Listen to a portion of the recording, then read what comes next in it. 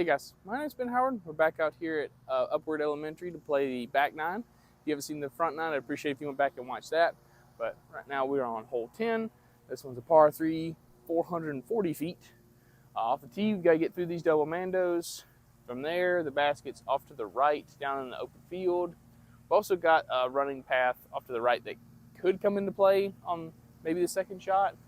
But off the tee, all I'm really trying to do is just get through this gap, get through the double mandos, just get out there in the open, and give myself an easy approach shot in the green. So I'm going to go with the understable fairway driver and throw it right at this tree in the middle of the gap. Just like that.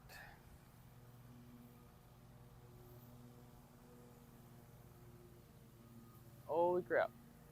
Well, I was almost out of bounds. I did actually end up near that track, but I scooted off the end of it.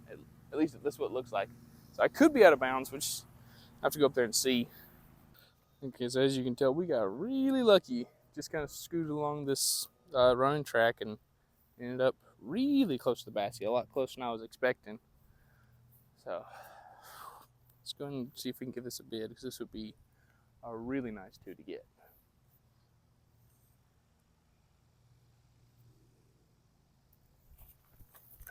Slipped out of my hand. Dang.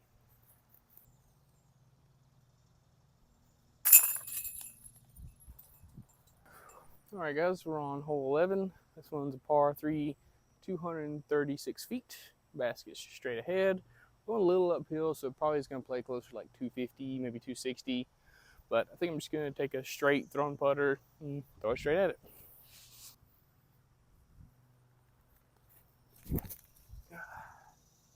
I'll sit down.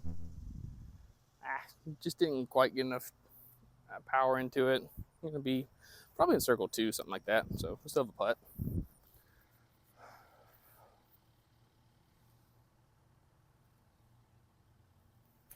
I tried to run it, slipped right out of my hand.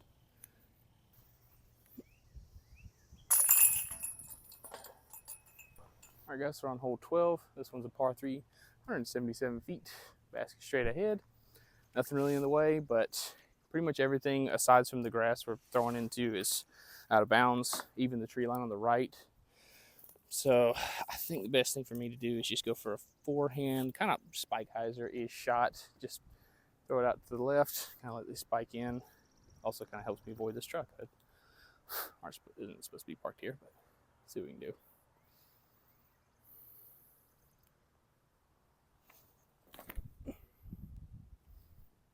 Not wide enough, but that should be far enough to where I'll have a putt.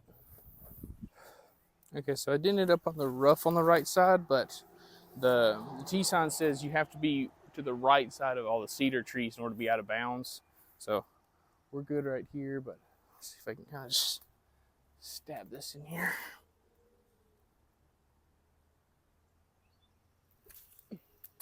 Ooh, here we go. All right, guys, so we're on hole 13. This one's a par 3, 250 feet. Basket straight ahead on the other side of this slope you can see in front of us. We do have a man to the left, but I don't really see any reason why anybody would go that wide with a forehand, because it's really just straight ahead. So with it being about 250 feet and slightly downhill, I'm going to go with just a neutral throwing putter. Just try and throw it out there and just kind of let this just drop without fading out too much.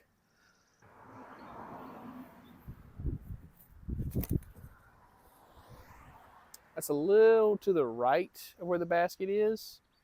And I feel like I threw that long. So we'll probably end up with an inside the circle putt, but it's probably going to be closer to like 25, 30 feet.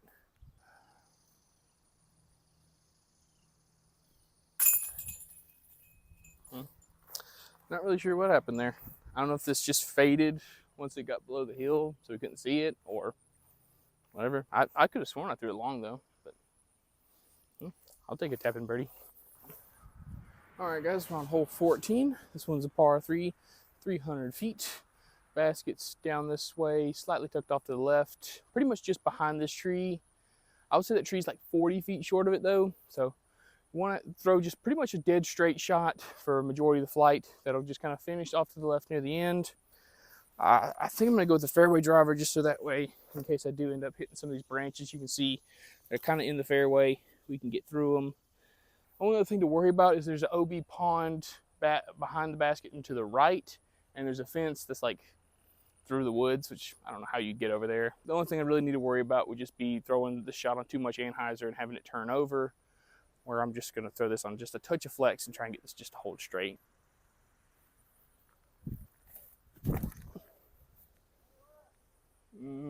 It's short. Yeah, so probably like a edge of circle putt, something like that. Not bad. It's not what I would like. Okay, so I was wrong. That tree's probably closer to like 30 feet short of the basket.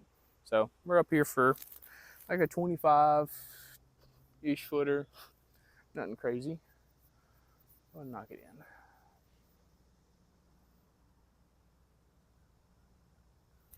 in. Oh, dang it. All right, guys, we're on hole 15. This one's a par 3, 225 feet. You can kind of see the basket. You at least see the bottom half of the basket over here off to the right. Looks like the best play, or pretty much the only play, is going to be a forehand, either hyzer or just a flat to hyzer shot with the forehand. I think I can get approach disc there, so we're just going to go with the straighter approach disc, give it some height, and just kind of let it fall off to the right near the end.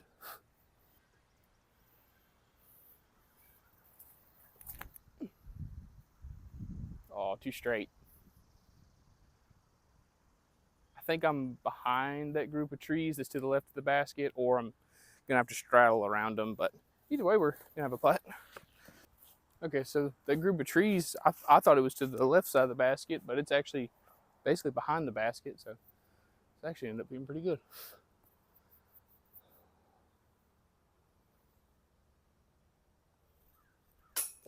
Dadgummit, I hate doing that. All right, guys, we're on hole 16. This one's a par 3, 166 feet. Basket is straight ahead. Only thing to worry about is these cedar trees on the right, which I'm going to take them out of play pretty much with the forehand. I just throw it out to the left, let this fade in. Let's see, I think the saver's going to be a little too straight, so I'll go with the ringer zone. But yeah, just add these trees on the left, let it fade in. Only bad thing I could do is early release it, so just got to make sure, commit to a line.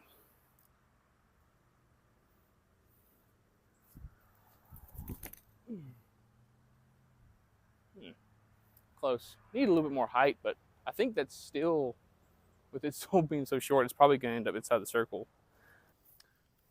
Okay, so I actually ended up going a little bit long. Surprising. I didn't think it's not how it looked off the tee, but I was going to make this. There we go. All right, guys, we're on hole 17. This one's a par 3, 240 feet. Basket's on the other side of this bush, straight in front of us. Other than that, just got a really low ceiling, so I'm gonna go with the mid-range. The only thing's kind of annoying is it's got some like gardening stuff off to the right, and I really don't want to hit it and break it. So I think I'm just gonna try and just squeeze this in on the right side of the bush. Hopefully not hit any of this stuff on the right.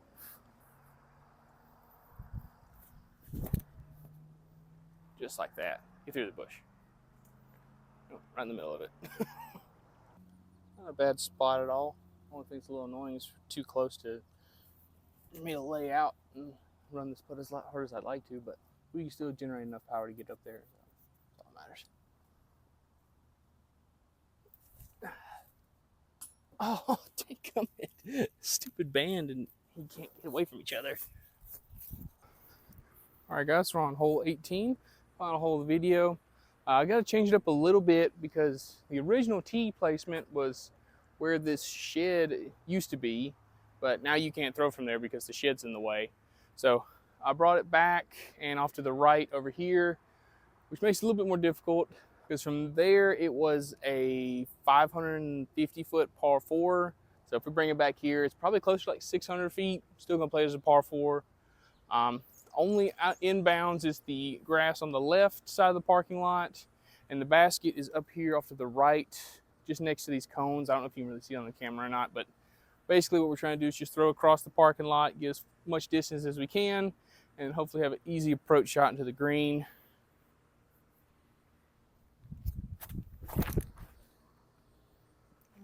It's lower than I meant to throw it, but that'll be out there far enough to at least be probably another 300-foot shot into the green, I would say. Something like that. We'll see.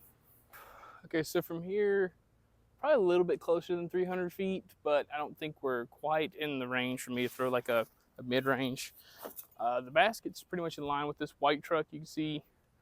I think what I'm going to do is just take a backhand, throw it out to the right with the overstable fairway driver, just let it finish left, and I should have enough distance to get me down there without having to worry about throwing it in the parking lot.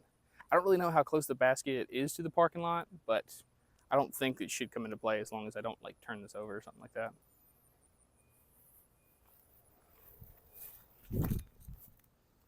Or throw it really wide. Oh, okay, never mind, we're parked.